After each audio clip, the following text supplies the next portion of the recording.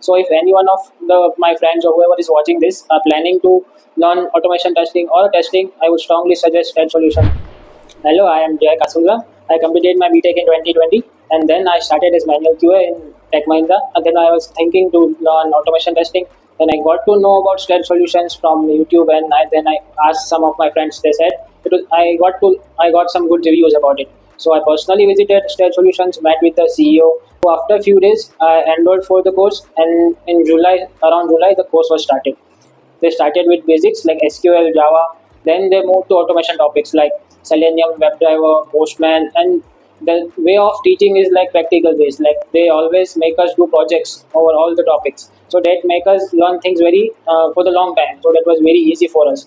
So if any one of my friends or whoever is watching this are planning to learn automation testing or testing, I would strongly suggest STAD Solution to go for it.